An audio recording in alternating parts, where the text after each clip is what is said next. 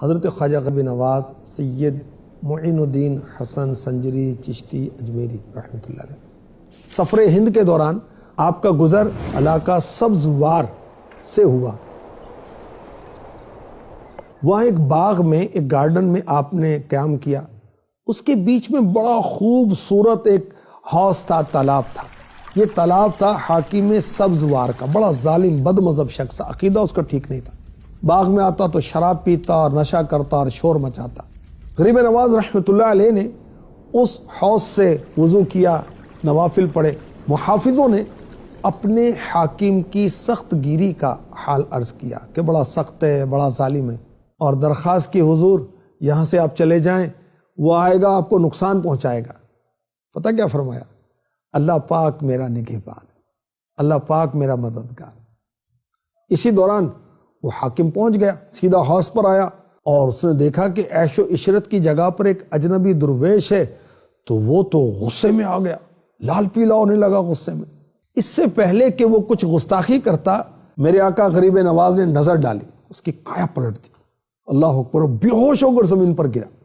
خادموں نے منہ پر پانی کے چھینٹے مارے، جیسے ہوش آیا تو آپ کے قدموں میں گرا اور توبہ کی گناہوں سے، برے عقیدے سے، اور آپ کا مرید ہوا، اور سبحان اللہ اس نے ظلم و جفا چھوڑ دیا اور ساری دولت جو ظلم سے لوٹی تھی اصل مالکوں تک لوٹا دی۔ سبحان اللہ، آپ کی صحبت میں رہنے لگا، اور کچھ عرصہ آپ کی صحبت میں رہا تو میرے آقا غریب نواز نے اس کو خلافت عطا فرما دی اور وہاں سے تشریف لے گئے۔ سبحان اللہ۔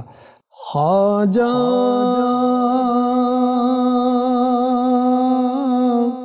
میرے خواجہ،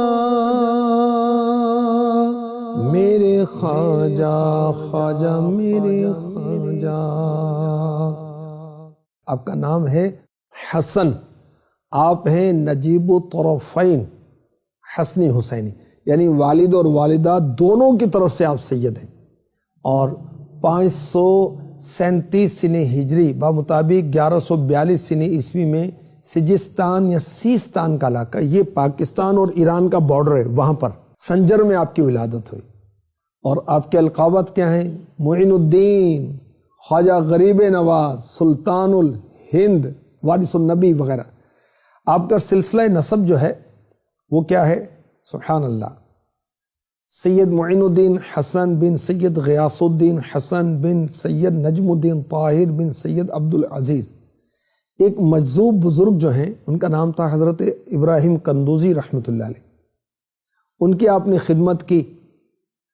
انہوں نے اپنا جوٹھا آپ کو کھانے کے لیے دیا، آپ نے جب کھایا ان کا تبرک تو دل کی دنیا بدل گئی، دل سے دنیا کی محبت دور ہو گئی، سارا ساز و سامان بیچ دیا، فقیروں میں تقسیم کر دیا، اور 15 سال کی عمر میں علم دین کے حصول کے لیے راہ خدا کے مسافر بن گئے، اور سمرقند میں حضرت مولانا شرف الدین رحمۃ اللہ علیہ کی بارگاہ میں حاضر ہو کر آپ نے علم دین کا آغاز کیا۔ پہلے قرآن پاک حفظ کیا، سبحان اللہ، حافظ قرآن تھے میرے خواجہ۔ حفظ کرنے کے بعد آپ نے دیگر علوم بھی حاصل کیے، ذوق علم بڑھتا گیا، علم کی پیاس کو بجھانے کے لیے بخارا کا رخ کیا، وہاں پر بھی ایک عالم دین کے پاس گئے۔ دیکھیں ہمارے اسلاف بزرگوں کے پاس، علماء کے پاس جاتے تھے۔